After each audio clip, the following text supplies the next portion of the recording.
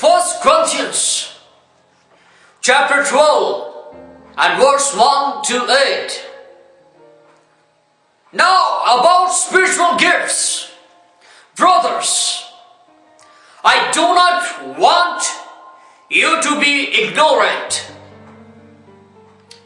You know that when you were pagans, somehow or other you were influenced and led astray to mute idols. Therefore I tell you that no one who is speaking by the Spirit of God says Jesus be cursed. And no one can say Jesus is Lord except by the Holy Spirit. There are different kinds of gifts, but the same Spirit. There are different kinds of services, but the same Lord. There are different kinds of working, but the same God works all of them in all men. Now to each one the manifestations of the Spirit is given for the common good. To one there is given through the Spirit the message of wisdom.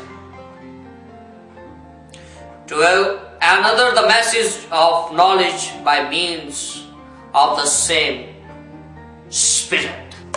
The word of wisdom can be explained as follows. This is supernatural revelation or insight into the divine will and purpose, showing how to solve problems that may arise. This gift can be further explained to be a supernatural revelation of mind and purpose of God communicated by the Holy Spirit. Simply, God's wisdom imparted to man.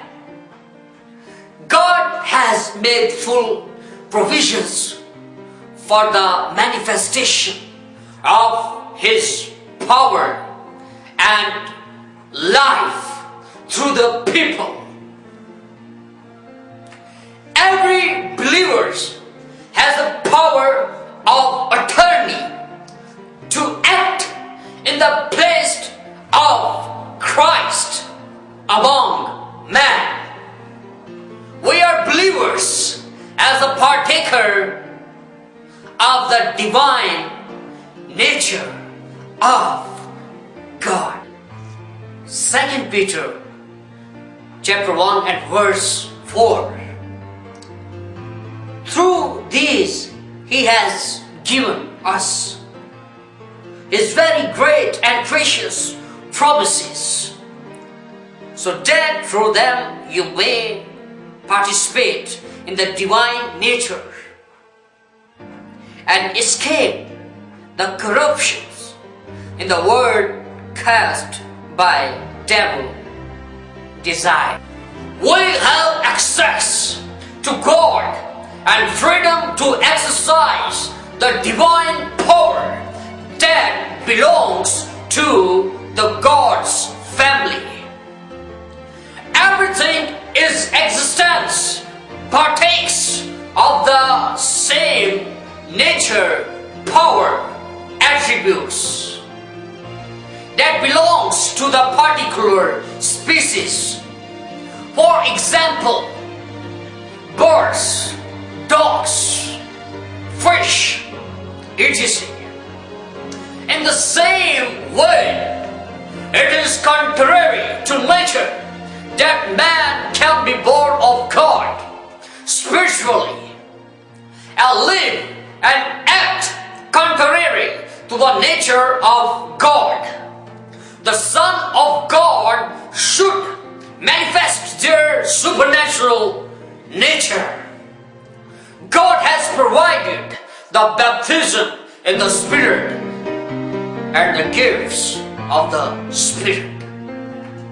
The spiritual tools of God, which are the gifts of the Spirit, need to be exercised in full by His earthly sons.